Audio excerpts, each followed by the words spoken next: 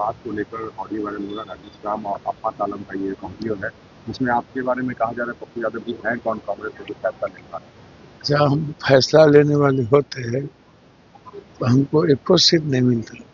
Congress party मूल्यों से और सिद्धांतों से चलती है, तो डिसिप्लिन पार्टी है। और अफाक जी को तो उंगली पकड़ के चलना सिखाए।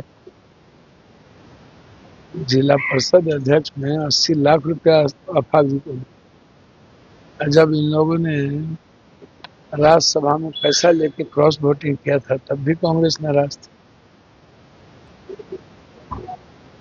मंत्रिमंडल में रंजीत रंजन जी ने बनवाया तब याद ही नहीं है। और जिस वर्कर को कांग्रेस ने टिकट दिया है वो तो 2 कट्ठा जमीन भी नहीं है, पैर में चप्पल में नहीं। लगभग जगहों पर कांग्रेस ने तो गरीब वर्कर को टिकट दिया। आप मनोज विश्वास को देखिए, सुबोध मंडल को देखिए,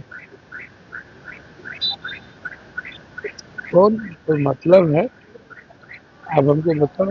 हमारे क्षेत्र आप टिकट कटवा रहे हैं, कह रहे हैं आपके कारण अव्यवस्था फैल गई है कांग्रेस। तो बोला नहीं, अव्यवस्था फैल गई। राजेश राम ने भी बोला कि ये कि इस तरह से पार्टी नहीं आप कुछ भी बोल देना आपको, आप नया लैंग्वेज सेट करते हैं। जुम्मा जुम्मा आपको 4 दिन नहीं हुआ है कि डंडा पकड़े हुए।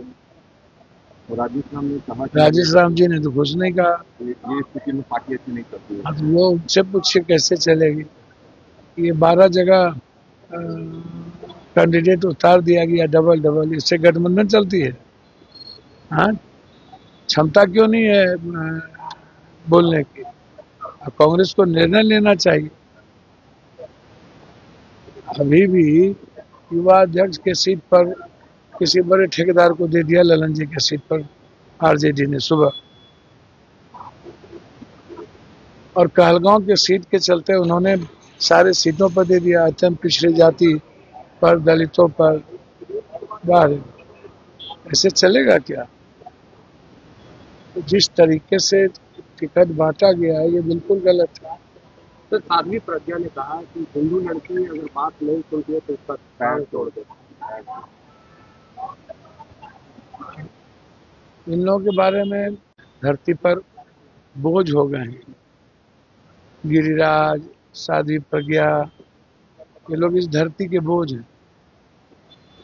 जिसको लोकतांत्रिक मूल्यों का, सिद्धांतों का, भारत की संस्कृति का, संविधान का मतलब ही नहीं है।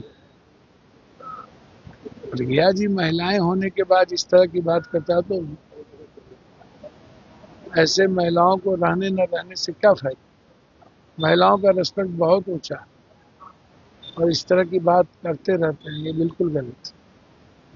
आप अलायंस की बात उठा रहे हैं कि ये स्थिति सही नहीं है क्या? मैं तो बार बार कह रहा हूँ कि विड्रॉवल करिए, विड्रॉ करवाइए, विड्रॉ करिए।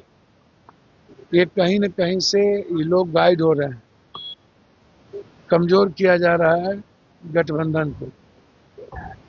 कौन है इसके पीछे? सुबह तक टिकट बंट रहा है, ये यही तरीका है?